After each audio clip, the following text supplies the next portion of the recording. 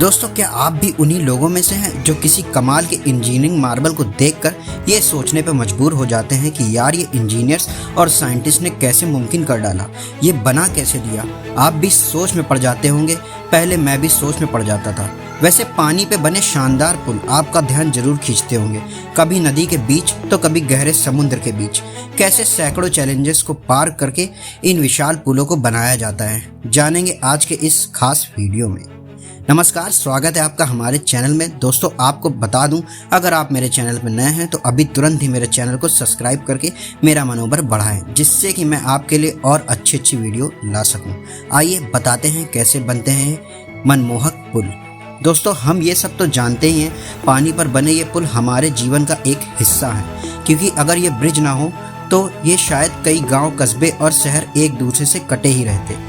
इन bridge की मदद से हम पानी के ऊपर से निकलकर अपना समय और ईंधन दोनों ही बचा लेते हैं। लेकिन इतना कम आने के अलावा दुनिया भर में चलती नदी पर ऐसे कई ब्रिज हैं जो मशहूर हैं, कुछ अपनी इंजीनियरिंग के लिए तो कुछ अपने आकार और कुछ अपने हिस्टोरिकल इम्पोर्टेंस के चलते। इंजीनियरिंग डिज़ाइन के आधार पर पानी पर बनने वाले ये पुल कई तरह के हो सकते हैं। किसी भी ब्रिज का निर्माण जगह के आधार पर किया जाता है।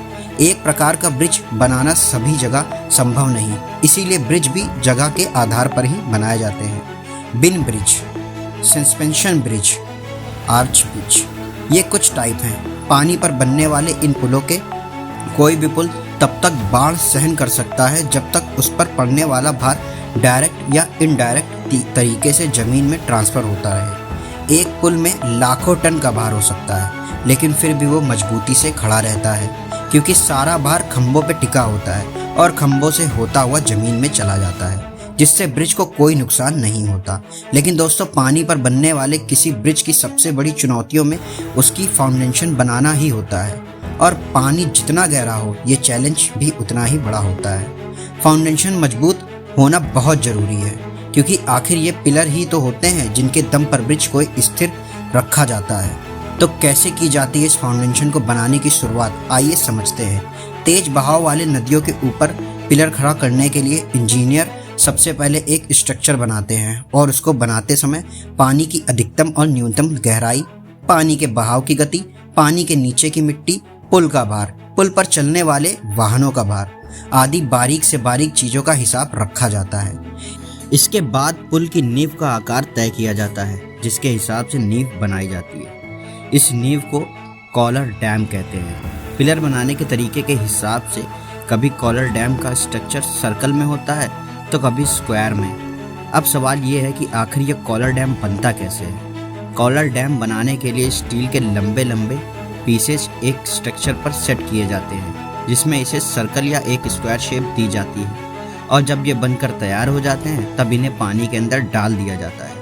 दोस्तों, स्टील के स्ट्रक्चर को मशीन की मदद से धीरे धीरे पानी के अंदर डाला जाता है, ताकि ये पानी में अच्छी तरह से सेट हो जाए। इसके बाद मोटर और पंप के जरिए स्ट्रक्चर के अंदर से पानी को निकाला जाता है, जिस वजह से यहाँ पे एक सूखी और खाली जगह बन जाती है।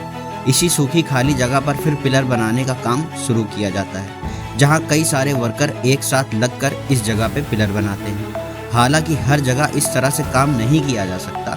अगर पानी बहुत ज़्यादा गहरा हो तो ज़्यादा गहरे पानी में डैम बनाकर नहीं डाल सकते। जैसे समुद्र में बीम बनाने के लिए सबसे पहले समुद्र के तक इसे कोई ठोस जगह देखते हैं, उसकी गहराई नापते हैं। इसके बाद उस जगह में बड़ी बड़ी मशीनों के द्वारा गड्ढा किया जाता है, जैसे बोरवेल बनाते समय करते हैं। फिर उस बोरवेल में स्टील या लोहे के मोटे पाइप डालते हैं। फिर पाइप के अंदर का सारा पानी बाहर निकाला जाता है, जिसके बाद उस पाइप में सीमेंट या कोरेंट का मिक्सर भरा जाता है। ज़रूरत के हिसाब से एक से ज़्यादा खंभे तैयार करके आपस में जोड़ भी सकते हैं, जिससे एक मजबूत खंभा तैयार हो जाता है। जैसे जैसे खंभे बनते जाते हैं वैसे वैसे उनके ऊपर रोड भी तैयार की जाती है।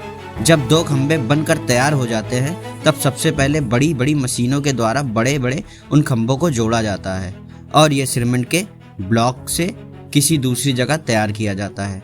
ब्रिज का आधा काम बाहर कारखाने में किया जाता है और आधा समुद्र या नदी यहाँ पुल होता है वहाँ किया जाता है। बड़े बड़े सीमेंट के ब्लॉक्स को समुद्र में ले जाने के लिए बड़ी बड़ी शिप को भी काम में लिया जाता है। वहाँ पहुँचने के बाद इन ब्लॉक्स को क्रेन के द्वारा ऊपर उठाया जाता है, फिर स्टेप बाय स्टेप पुल का निर्माण किया जाता है। वहीं दोस्तों कई सीक्वेंस के क्लूंटन कैप्सिन डैम भी बनाए जाते हैं, जिसमें या तो उनके नीचे मशीन फिट कर दी जाती है या तो पानी के ऊपर तैरती रहती है या फिर जहाज की मदद से इन्हें एक जगह से दूसरी जगह ले जाया जाता है, जिसके बाद इन्हें रोटेट करके पानी के अंदर डाल दिया जाता है। दोस्तों इस पूरी प्रक्रिया में काफ़ी समय लगता है और ये कम से कम काफ़ी खतरनाक कामों में से एक काम कहा जाता है। दोस्तों जितने भी लोग इस तरह के काम में लगे होते हैं वो काफ़ी प्रोफेशनल होते हैं। वो या तो वर्कर या तो इंजीनियर, उनको इस काम का काफ़ी अनुभव होता है, जिसके बाद इनको ऐसे जटिल प्रोजेक्ट पर भेजा जाता है, क्योंकि अगर ये काफ़ी नौसिखिया द्वारा बनाए जाएं तो इनका खामियाजा आप लोगों को मौत से गुजरना पड़ सकता है। अब आपने ही देश के मुंबई स्थित बांद्रा ब्रिज को देख लीजिए। 6.6 किलोमीटर लंबे स्टील के स्ट्रक्चर को इंजीनियरिंग का एक बहुत ही बेहतरीन नमूना कहा जाता है, लेकिन पानी पे इसे बनाना बहुत ही आसान नहीं था। ये एक बहुत ही लंबा और चुनौती भरा था, जिसे 11 सालों की अधिक मेहनत और लगभग 2 लाख करोड़ के खर्च के साथ हमारे इंजीनियर्स ने कर दिखाया था। दोस्तों आप भी समझ ही गए होंगे इस तरह की खूबसूरत ब्रिज और जटिल प्रोजेक्ट बनाने के लिए मेहनत और कितने पैसे खर्च होते हैं। ऐसे में ब्रिज बनाने में काफ़ी समय और पैसे भी लग जाते हैं, लेकिन इसके बाद भी कई बार ब्रिज फेल हो जाते हैं। इस चीज़ से बचने के लिए प्रॉपर तरीके से ब्रिज का निर्माण किया जाता है। ऐसे में सभी एहतियात बरती जाती हैं जो बेहद ज़रूरी होती हैं, वरना बहुत सी चीज़ों की दुर्घटना सामना करना पड़ता है। तो दोस्तों अगर आपको ये जानकारी अच्छी लगी हो तो बता दिए वीडियो कैसी लगी, और इस वीडियो को खुद किस तक सीमित मत रखिए, ये जानकारी शेयर करें और दूसरों को ज़रूर बताएं। वीडियो को शेयर करें और लाइक करें, साथ ही हमारे चैनल को सब्सक्राइब भी करें। चलते हैं, बाय बाय।